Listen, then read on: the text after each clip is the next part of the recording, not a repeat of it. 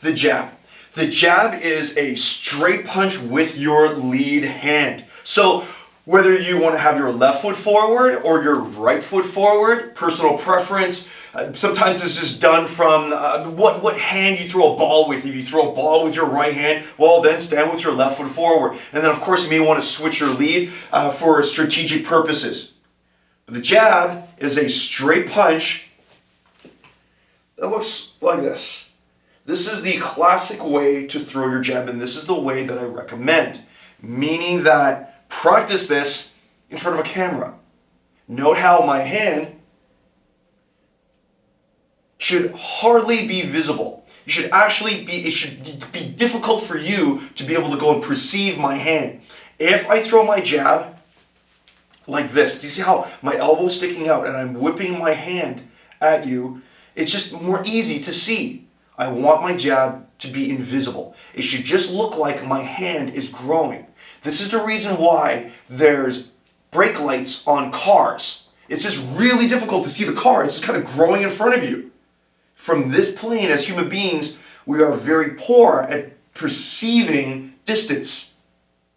Here to here, okay, no problem, right? But note how anytime that you see something that's, maybe my elbow sticks out, like it's growing from a TV screen, maybe I'll pull my hand first before I throw the jab. This is all wrong. Also, I never want to see my hand. I never want to see my hand. If I'm doing this in front of a mirror and I was like, okay, I always want to make sure that my hand is moving along this plane and I'm doing this in front of a mirror, this is great, but note how my chin is up. I want to be able to do this where my hand is invisible to me. My thumb is by my eyebrows, my elbow is in. And then at no point in time does it drop down. I can see my hand and then I go up. I never want to admire my glove. It should be invisible. So the most common mistake with the jab is that people want to throw it with power. Now, if that is possible, and you can absolutely throw your jab with power where you're turning your shoulders, but those are all variations. The way that I recommend that you throw your jab is that it is just the jab. There are no superfluous actions attributed to it. All I'm doing is I am extending my hand and then retracting it to the original position. Every now and then I can move around, I can step in if necessary, but note how I'm not pulling my hand down and then throwing, I'm not turning my shoulder and then throwing, I'm not whipping my hand back so I can throw with more power, I'm not whipping my head so that way I can throw with more power. All I'm doing is extending and then retracting. It is simpler than walking. Mechanically, it is simpler than walking straight out and then straight back. So give that a try. It is more difficult than you think. So a lot of people are curious as to how to hold their hand for the jab. Is my palm up? Is my knuckles vertical? Or do I turn like this? I recommend that you turn so that way your pinky knuckle is facing the sky. The reason you want to do this is that you will have the most structure for your shoulder. You want to extend, you want to bring your shoulder up to your ear. So you don't want to punch like this. You want to bare your jaw and keep yourself safe. But not only do you want to keep yourself safe, doing this keeps you really strong. Keeps your shoulder really strong. If I gave you a 30-kilogram kettlebell and if you were to hold it over your head, you would have your palm facing forward. As soon as you were to start to rotate your hand and to have it palm going back, it would just feel suddenly heavier. So you want to make sure that your shoulder is taut. You want to go and turn your knuckles as much as possible. When I first started doing martial arts, people were giving me a bunch of explanations for this. I heard explanations like, well, it's a summation of all the vectors, meaning that you're stepping forward and then your arm's going out. And so if I'm stepping forward, I'm moving, I don't know what, like 10 kilometers an hour with my body. And then my hand is moving 20 kilometers an hour. See, it's going 20. So 10 plus 20 is now 30. And then I want to turn my wrist. So I'm adding an extra 2 kilometers an hour. So now I'm moving 32 kilometers an hour at the moment of impact. So it's a summation of vectors. I'm like, yeah, makes sense. Then I was told like, oh, you want to turn that wrist because then you use your glove to really go and like cut people up with it, right? Turn that wrist so you get that last little bit of acceleration. You can use your knuckles to grind in cuts to your training partner, your opponent. And I'm like, yeah, sounds legit, makes sense to me. But now, right, like at the time of filming, I'm like 21 years into training and studying martial arts. It's all about structure. It's all about making my shoulders strong and safe and making sure I can hit the heavy bag and continue to hit the heavy bag when I'm in my 60s. You want to bring your knuckles all the way up and you want to turn because this is the strongest, most stable position for your shoulder. That's it. So I recommend, for the most part, there are other variations and we're going to show you them in a moment. You want to have your knuckles turning all the way up when you work on that jab. Starting vertical, turn, so it's almost vertical, but you see how my pinky knuckle is up to the sky. Now we have Stefan Kesting here with us. We're going to continue on with the classic jab, and as well, we're going to be looking at it a little bit deeper, but now with the focus mitts. So let's go, Stefan. One.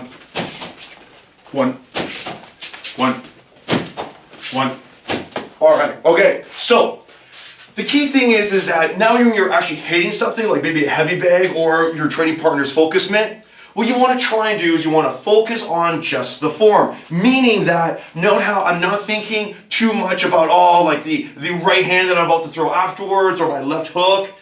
You are just going to go and focus on only the form for the jab. You want your jab to be straight out and then straight back. Here's some common mistakes. When I start to hit things, you'll just want to hit harder, meaning that you'll do things like this. You see how I want to put my shoulder into it? I want to make this into a more angular strike, and you'll want to paw down. You will want to do this.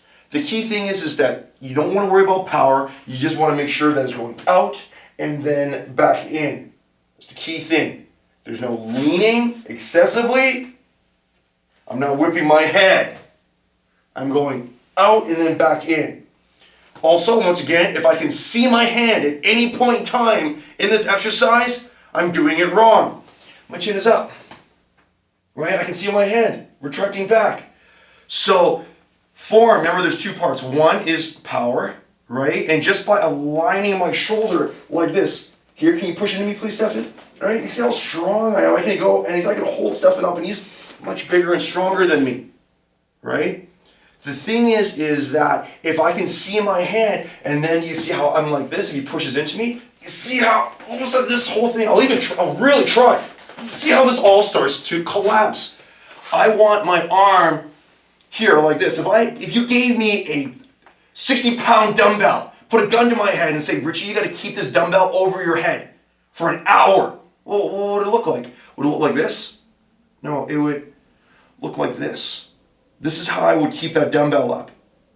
Coincidentally, this is also how I would throw my jab. This is where your shoulder is strongest. Now, Stefan's not hitting me back right now. But if we were sparring, he would. What is most available? My face. What does he want to hit? Me in the face. So do you see how I need to keep my right hand up? You will hit with more power. If you drop your right hand, you will. If you turn your shoulders, you will absolutely hit with more power.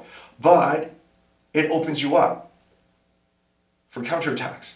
So it's critical that my right hand is up. Also, my right elbow is in. So that way, Stefan can't just kick me, or he can't just throw that hook and take out my liver, right? So my elbow is in and my hand is just right here. Also, because I know to do this, to keep my elbow to my ear so that way I have the best structure to assert force for the jab. Coincidentally, it also keeps my chin safe and my temple safe, right? From his right hand that comes right over top and he's going to take out my teeth. Absolutely, he can still hit me in the temple. Even if I'm here, he can still hit me in the top of the head. But we're just trying to minimize damage. So, Stefan's going to go move me around a little bit. He's going to say the number 1 to represent my jab, and I'm just going to hit the jab. One.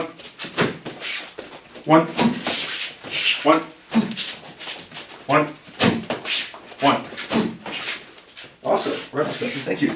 right? So that is the basic form for the jab. Here are some variations for the jab. The very first variation we're going to be talking about is what I call the up jab. From here, see my hand is just a little bit lower. I'm not putting my hand on my belly button. It's just low. And then from here, you see how I'm just going to punch Stefan with it. It is going up, hence the name. You may have heard of a fighter by the name of Floyd Mayweather Jr. He has made this famous. Some common mistakes. The very first mistake is that this hand is underneath your elbow. Wrong. My hand is just down, but note how it is, it is along this exact same plane. Whether my hand is here on my temple, it is the exact same thing, it's just lower. Also, a lot of people will throw the up jab like this, like a back fist, where I'm hitting here with the side of my glove, the top of my glove, as opposed to the very top of my fist, like I'm hitting with my true knuckles. You want to hit people with your true knuckles. You don't want to go up like this. For sure, it will absolutely hurt. You can hit people like this, and it will absolutely take out their teeth. For sure it will. But it is too weak on your wrist. You want to hit with your true knuckles, and this is critical. So even though I'm hitting with my hand down low, I'm still hitting with my true knuckles. Can we go over here, please, Stefan? Thank you. Also, with the up jab, I do not want to lead with my elbow. It's not this, where I lead my elbow, and then it whips. See how it almost comes up like a whip? Once again, yes, you can do it. Yes, it'll hurt. That really shouldn't be the defining factor. Still want to have good structure in my shoulder, so my hand just starts lower and it does go up.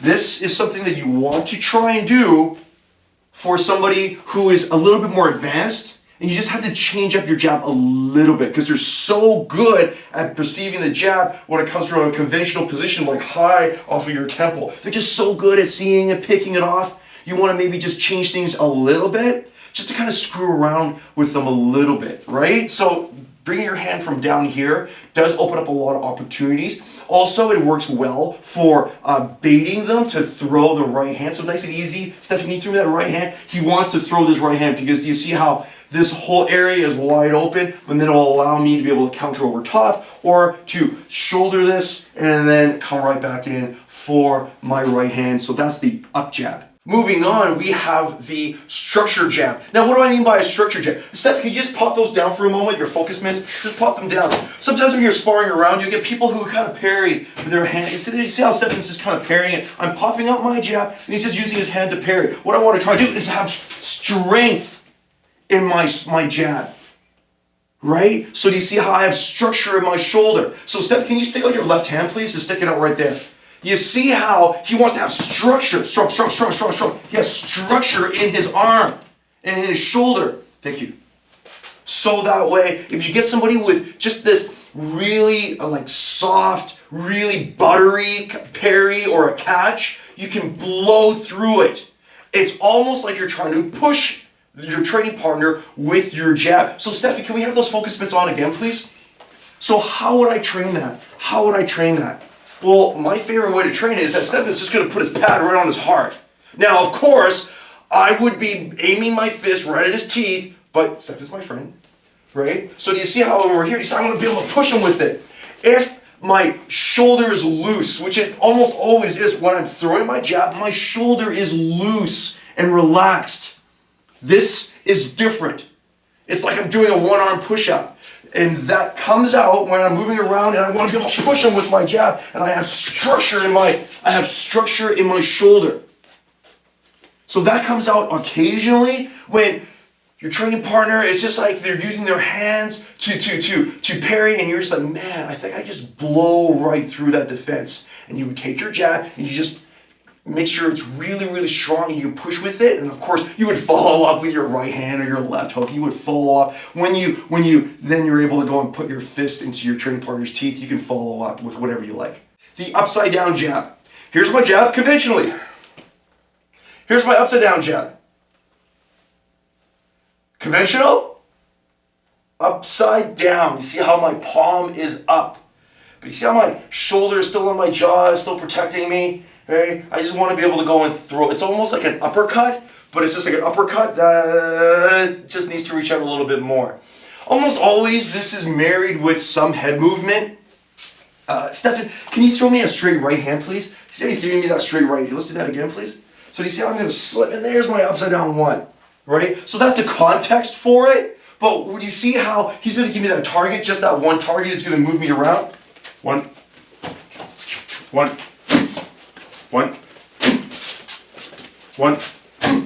you see how it still goes straight and then straight back? Just like any other jab, but it's my palm is up. So that's what we call the upside down jab. Throw the jab with a vertical fist. So there's a couple different reasons why you would throw the jab like this instead of here, like this where you're turning and you're bringing your pinky up. The most common reason is that Stefan has his hands up and he's just like got this. The thing is that this is a great defense. But if he just stays right here, my glove can still fit through. So accuracy just doesn't mean fist to face. Yeah, it means putting my fist to his face. That is a component of accuracy.